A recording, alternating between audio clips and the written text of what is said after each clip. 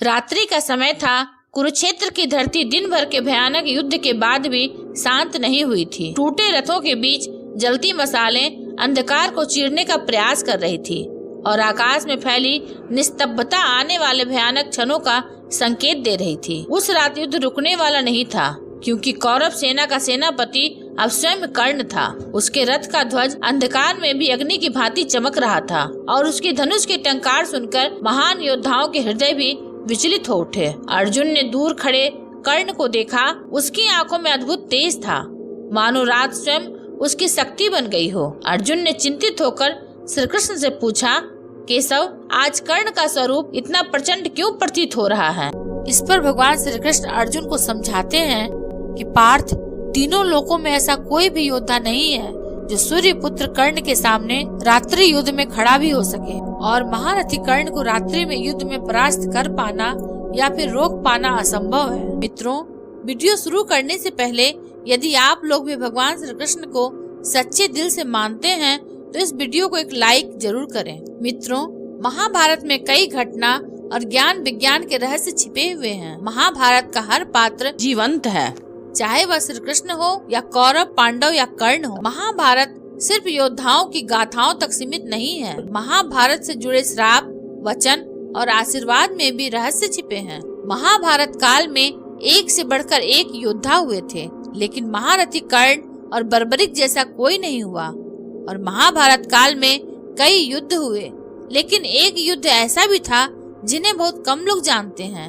एक ऐसा ही भयंकर युद्ध महारथी कर्ण और बर्बरिक के बीच हुआ था, जिसके बारे में शायद ही कोई जानता होगा। महारथी कर्ण के पास थे दिव्य कवच और कुंडल, जिनको किसी भी अस्त्र से भेदा नहीं जा सकता था, और बर्बरिक के पास थे 3 अमोघ बाण, जिनको काट पाना असंभव था। दोनों ही बहुत शक्तिशाली थे।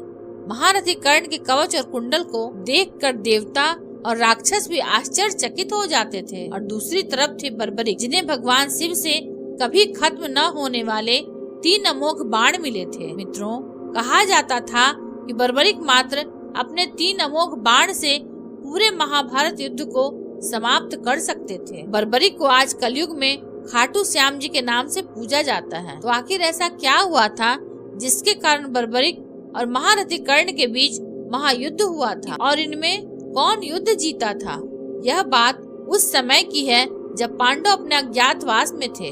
भगवान श्री कृष्ण अर्जुन के साथ महाभारत युद्ध का प्रस्ताव लेकर जा रहे थे। तभी कौरवों का गुप्तचर उन्हें देख लेता है और यह बात जाकर वह दुर्योधन को बता देता है। तब दुर्योधन, कर्ण और अपनी सेना के कुछ सैनिकों के साथ पांडवों के अज्ञातवास में भंग करने के लिए घटोत्कच की गुफा की तरफ चल पड़ते हैं। जब दुर्योधन गुफा तक पहुंचते हैं, तब अपने सैनिकों के साथ गुफा के चारों तरफ से घेराबंदी कर देते हैं। लेकिन भगवान श्री कृष्ण जी पहले से ही यह बात समझ जाते हैं और वह अर्जुन को बताते हैं, दुर्योधन गुफा के बाहर आया है तुम्हारा अज्ञातवास भंग करने के लिए। श्री कृष्ण की यह बात सुनकर अर्जुन गुफा से बाहर जाने की बात करते हैं, लेकिन भगवान श्री कृष्ण अर्जुन को रोकते हैं और कहते हैं, नहीं पार्थ, यह उपयुक्त समय नहीं है। तुम अज्ञातवास भोग रहे हो और वह सब लोग तुम्हारे लिए ही आए हैं। यह सब देखकर पास में खड़े बर्बरिक कहते हैं, हे प्रभु, मैं महारथी कर्ण को रोक दूंगा, या तो शांति से या तो युद्ध से। इस पर भगवान श्री कृष्ण कहते हैं कि क्या आपको पता है महारथी कर्ण कितने ज्यादा शक्तिशाली हैं और उन्हें रोकना इतना भी आसान नहीं है। इस पर बर्बरिक कहते हैं कि गोविंद, आपको शायद मेरी शक्ति का अंदाजा नहीं है। यह कहकर बर्बरिक गुफा के बाहर आ जाते हैं। फिर बर्बरिक दुर्योधन और कर्ण को प्रणाम करके बोलते हैं, बताइए कैसे आना हुआ? बर्बरिक की यह बात सुनकर दुर्योधन कहते हैं, बालक, हमें तुम्हारी गुफा के अंदर आना है, हम किसी को ढूंढ रहे हैं। इस पर बर्बरिक कहते हैं, मुझे क्षमा कीजिए, किंतु इस समय आप भीतर नहीं जा सकते। तभी दुर्योधन कहते हैं, बालक, तुम शायद हमारी शक्तियों से परिचित नहीं हो, इसलिए हमें रोक रहे हो। फिर बर्बरिक मुस्कुराते हुए कहते हैं, आप दोनों महान शक्तिशाली योद्धा हो, प्रयास करके देख सकते हो। इतने में ही दुर्योधन सैनिकों से कहते हैं, इसे यहाँ से हटाओ। लेकिन जैसे ही सैनिक बर्बरिक को हटाने के लिए पैर आगे करते हैं, वैसे ही बर्बरिक धरती पर सिर्फ एक पैर मार कर ही सैनिकों को गिरा देते हैं। यह देखकर दुर्योधन भयभीत होकर कर्ण से कहते हैं, यह साधारण बालक नहीं है, इसे तुम्हारे जैसा योद्धा ही हरा सकता है। तब कर्ण बर्बरीक से बोलते हैं, बालक हमारे मार्ग से हट जाओ, अन्यथा तुम्हें मेरा सामना करना होगा। तब बर्बरीक कहते हैं, आप भी प्रयास कर लीजिए। अब कर्ण बर्बरीक की ओर धनुष की प्रत्यंचा को खींचते हैं और छोड़ देते हैं। तभी इतनी जोर से हवा चलती है कि वहां खड़े सारे सैनिकों में हाहाकार मच जाता है, लेकिन कर्ण के उस अस्त्र का प्रभाव बर्बरीक पर तनिक भी नहीं होता है। तभी बर्बरीक भी अपने धनुष की प्रत्यंचा खींचते और छोड़ते हैं। उस अस्त्र से दुर्योधन घायल होकर नीचे गिर जाते हैं। यह देखकर बर्बरीक हंसने लगते हैं। इससे दुर्योधन को बहुत गुस्सा आता है और वे कर्ण को बोलते हैं, इस बालक को यम के पास पहुंचा दो। तब कर्ण बर्बरीक पर बाण चला देते हैं। बदले में बर्बरीक भी अग्नि अस्त्र चला देते हैं और दोनों अस्त्र टकराकर नष्ट हो जाते हैं। ऐसे ही दोनों में घमासान युद्ध चलता रहता है। दोनों ही वीर एक दूसरे पर घमासान दिव्य अस्त्रों का प्रयोग करते हैं, लेकिन दोनों में से कोई भी परास्त नहीं होता। तब बर्बरीक अपने दिव्यास्त्र को आवाज देते हैं और बोलते हैं, इस शस्त्र को कोई भी नहीं रोक सकता।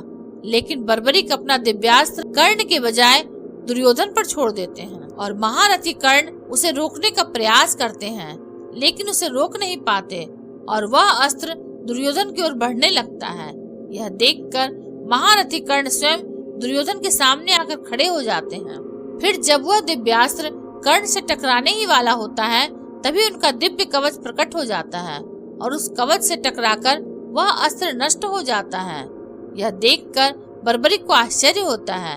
वे मन ही मन सोचते हैं, यह कैसे संभव हो सकता है? इस दिव्य अस्त्र को तो केवल इंद्र का वज्र ही रोक सकता था। तब दुर्योधन कहते हैं, यह भगवान सूर्य की अब भी अमृत से निर्मित दिव्य कवच है।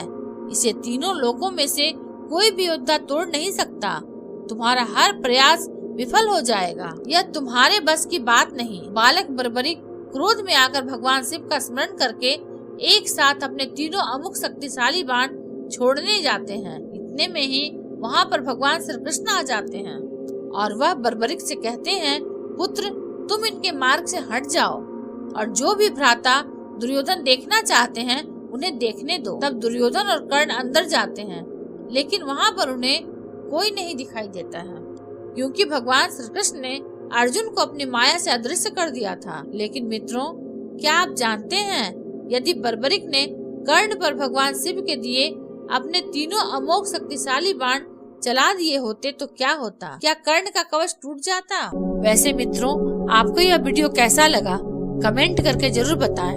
और यदि आप लोग भी महादेव और श्री कृष्ण को सच्चे दिल से मानते हैं तो इस वीडियो को लाइक और हमारे चैनल को सब्सक्राइब जरूर से जरूर करें।